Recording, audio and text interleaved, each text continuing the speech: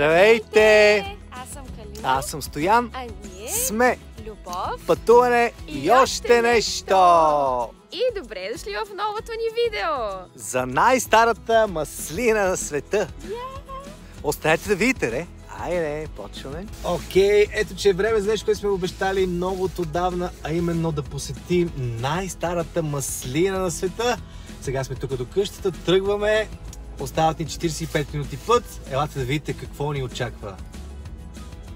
Ето тук има леко. Са показали за какво става въпрос от Google Maps. Натискаме си старта. 43 минути, в 11:30 сме там. Останете с нас, защото в пътя ще ви снимаме и някакви други яки неща, които видим. Ако времето стане, може и за плаж. Айде, тръгваме!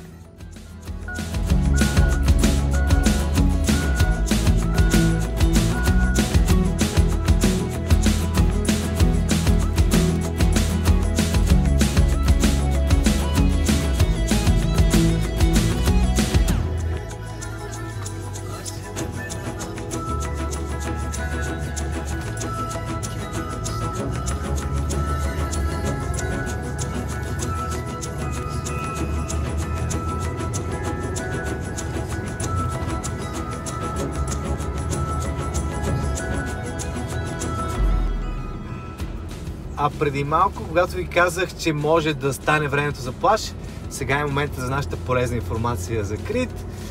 Днес е 4 декември, аз вчера бях на плаж и така може за тези от вас, които биха решили да посетят острова Декември, да знаете, че времето е много приятно, особено ако ходите на Балкан, на разходки, из градчетата.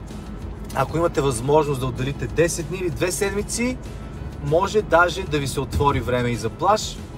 Слънцето дори и декември месец е много силно. Просто трябва да няма вятър и да се махнат облаците. Все пак трябва да сте ентусиасти. Водата е 19 градуса, но за доста хора това е приятна температура. Аз вчера се изкъпах. Да видим днес как ще се получи. Но моята препоръка е, ако идвате поне за 2 седмици, може да имате 4-5 хубави слънчеви дни. Сега на 7 и на 8 декември времето ще бъде 22 градуса, примерно. Така че, да, може това да ви е полезна тази информация.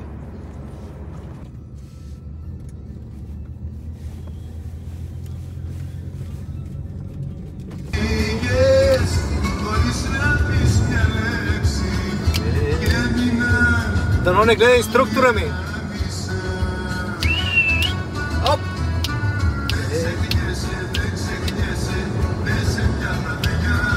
Опа! Аморе!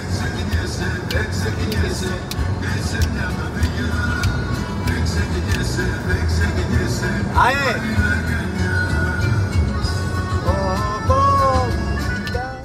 Сега пътувахме малко по магистралата, но слязохме от нея и поехме на юг през Балкана, за да стигнем до най-старата маслина. Няма как иначе. Трябва малко и по завойчета. Тук на хубавите места се изисква търпение, за да отидеш.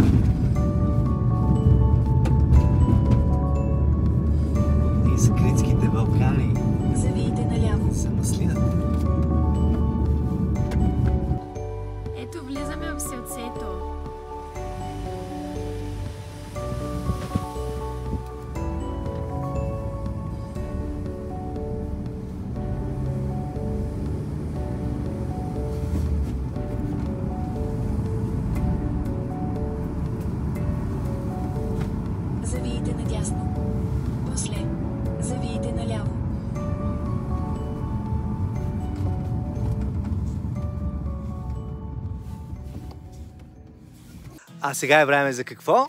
За нашата романтична разходка. Точно така. Днес е малко по-различна. Да, из Балканите, в това готино селце. Да. Ще се поразходим малко на чистия въздух. Птичките пеят. Дечицата се смеят. Есене. Пролет пукна, ние не.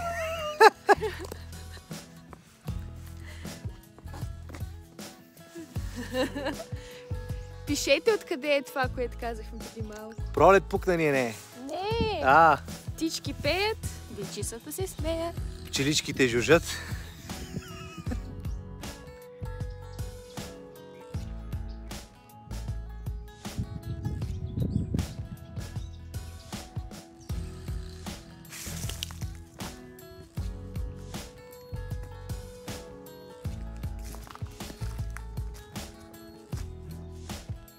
И даже ето там се вижда и морето. Окей, вече сме доста близо до маслината.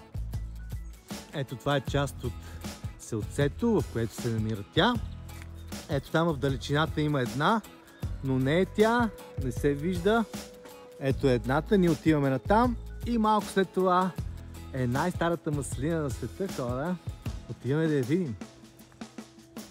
Ето, вече сме в началото на градинката, а зад мен е най-старата маслина. Елате да я видим! Окей, тръгваме!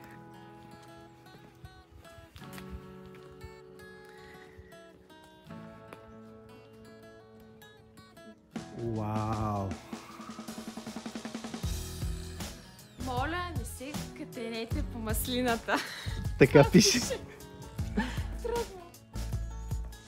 Не се катери. Ето сега вижте само Калина. Нали, тя е към 1,60 и нещо. Отиди, за да сравним просто за какво става въпрос. Вау! Огромна е.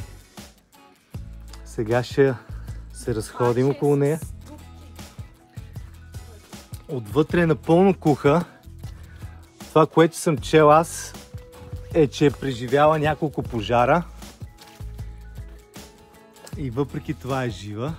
Може даже да се влезе отдолу. И вътре имаш хралупка.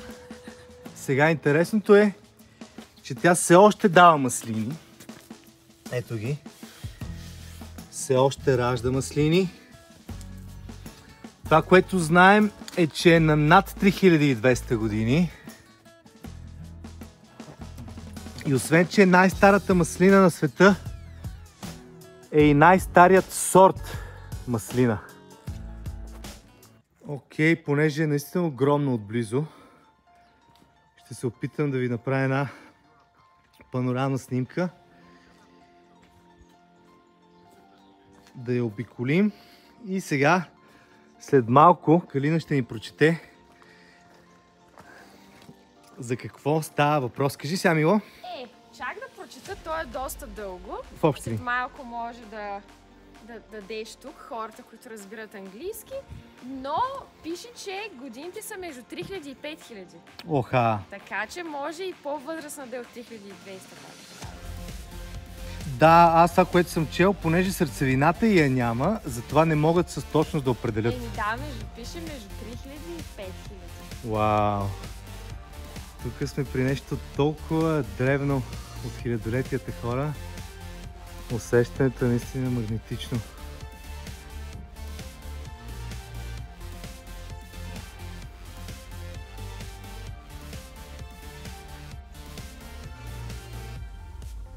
Ето, може да си направите един стоп кадър и да прочетете цялото описание за дървото.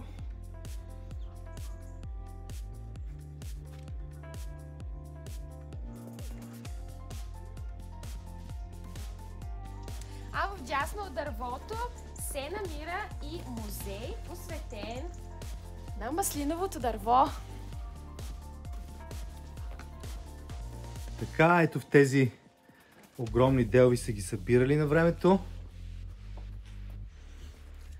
Но трябва да кажем, че този музей работи само през лятото.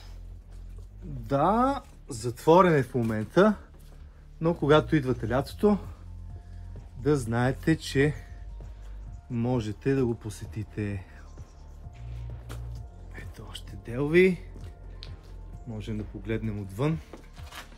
Все пак какво се случва?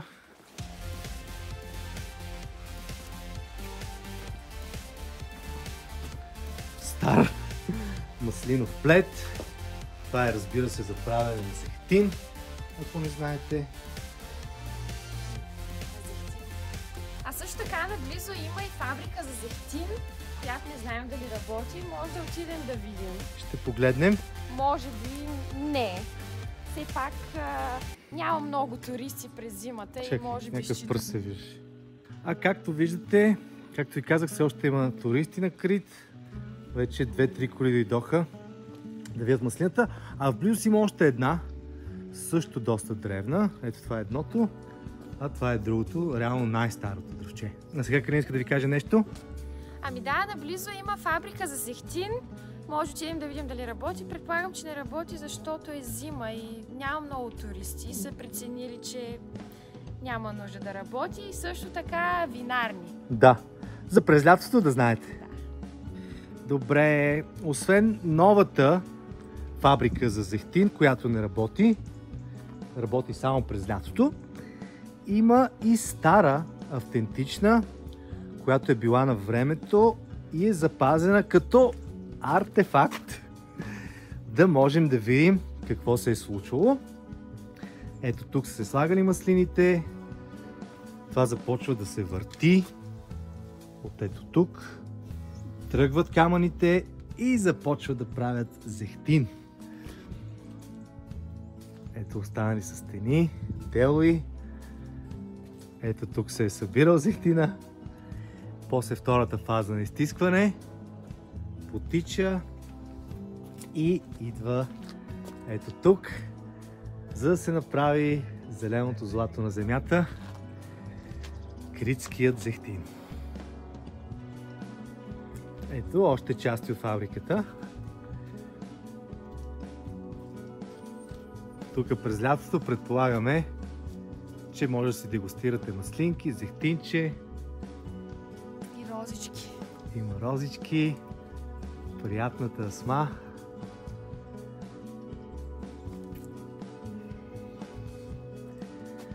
Много готино. Надявам се и на вас да ви харесва. Пишете коментари. Специално се отправихме на това пътуване в последният ни ден на Крит. Да може да ви покажем най-старата маслина на света. Сега да ви дадем още малко перспектива на района. Има мандаринови дръвчета. Ето ги двете големи маслини. Старата фабрика за зехтин. Тракторчета. И тук има още една градинка. Тук е паркинчето.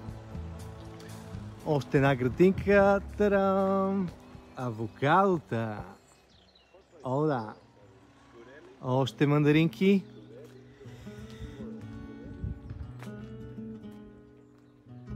Познайте там какво се случва отзад. Може после да отидем да го заснемем, но растат чушки и пътладжани. Още едно авокадо. И внимание, да не ги стреснем. Кокошчици. Тук е частна градинка. Да, това е частно дворче, но е съвсем близо до маслините и си разглеждаме района. Я виж какво има е там. Оха, я кажете как се казва това? Фитка или пуйка.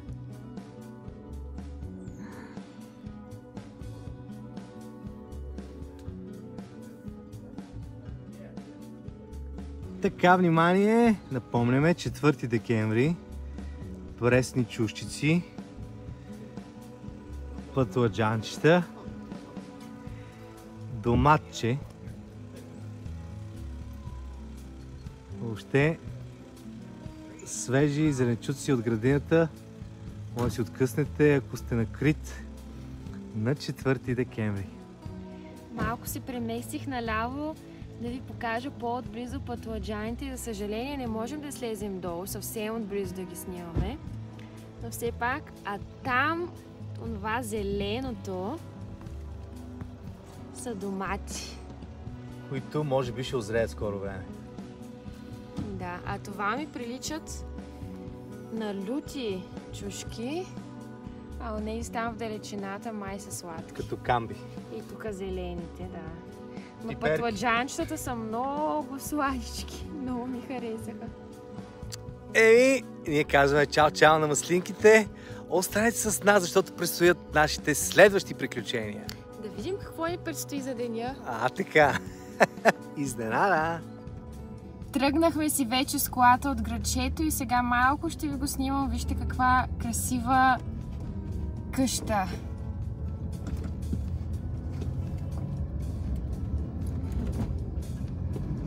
Има и доста старичките. Малко е. Но няма как да изберат мястото на най-старата маслина. То си е където си е. Пък вече какво има отстрани.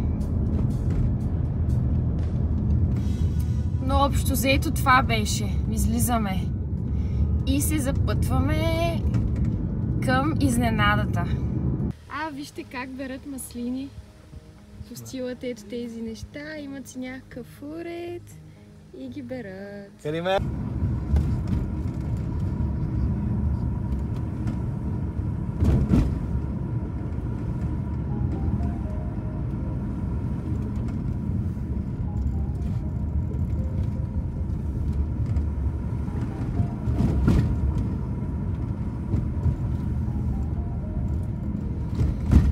А следващата ни спирка ще бъде, разбира се, морето, защото няма как да го пропуснем. Най-вероятно няма да се изкъпем, но поне ще му кажем чао-чао за тази година, защото утре си тръгваме и ще се върнем чак през следващата 2025 година. Вече стигнахме до морето и сега ще караме покрай него да си изберем някъде да плажуваме.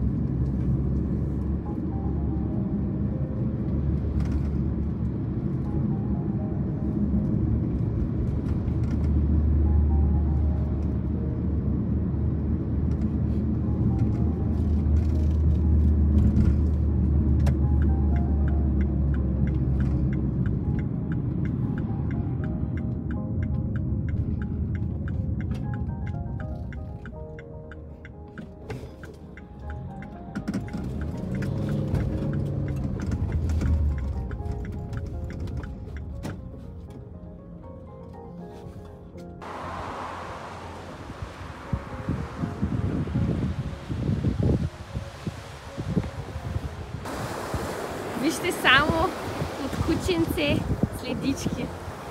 Но вече определено може да се усети есенното време, поне днес, на плажа. Мисля, че вчера ми беше последния плаж, но чакайте да ви кажа. Ето този остров се казва Гия Марина. През лятото има корабчета, които ходят до него. От друга страна има плаж и една много яка пещера. Ето, може да го видите. А сега ние ще отиваме там на спасителния пост, да си седнем и да посъзерцаваме морето като за последно тази година.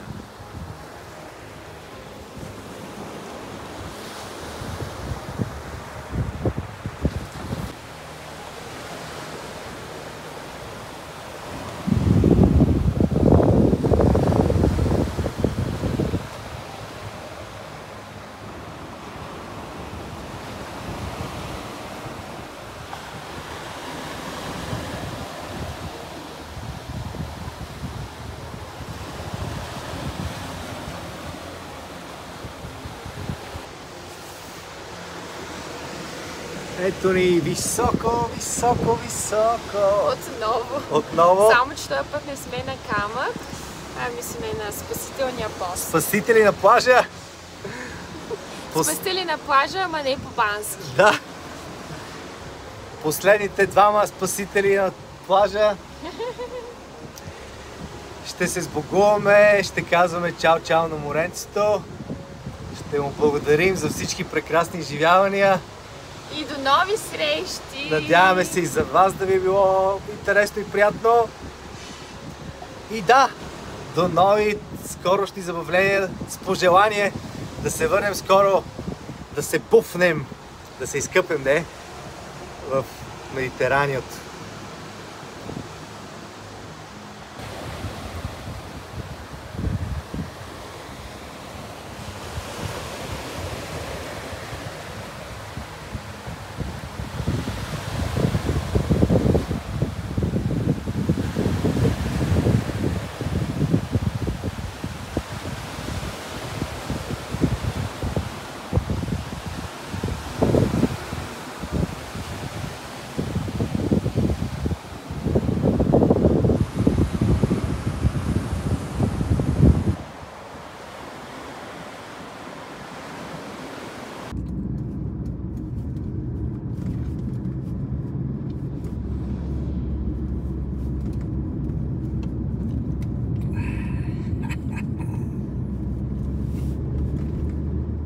Ние вече се прибрахме в къщата.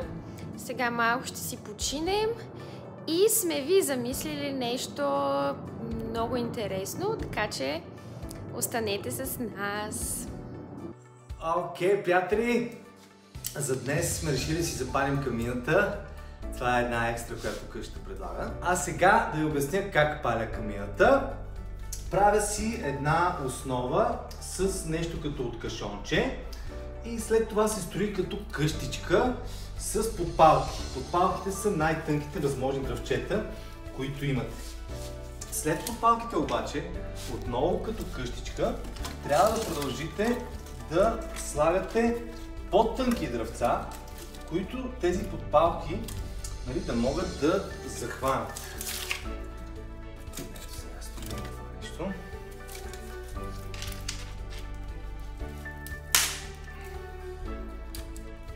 Много е важно да се поддържа формата на къщичка, за да може огънят да върви нагоре. Също така, гледайте нещата да се случат в по-задната част на камина. Така, а сега тук имаме едни екстри.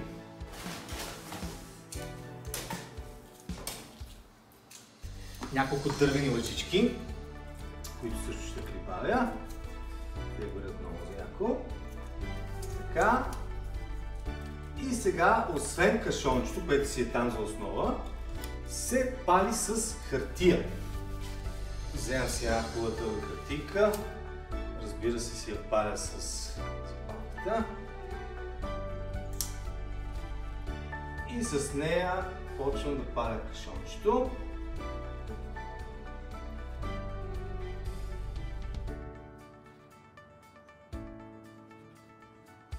И сега, когато вече хартията започне да гори, тя, разбира се, започва да захваща и така наречените подпалки.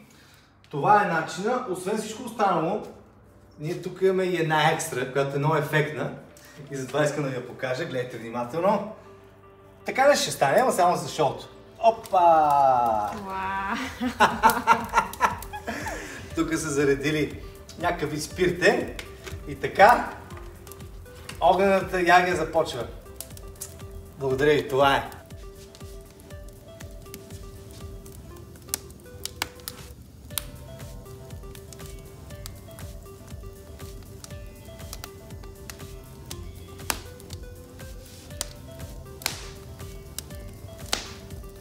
Ами не е бъдни вечер, ама вижте какъв голям китюк намерих. Бъдник. И реших да го добавим тук в нашето първото палене.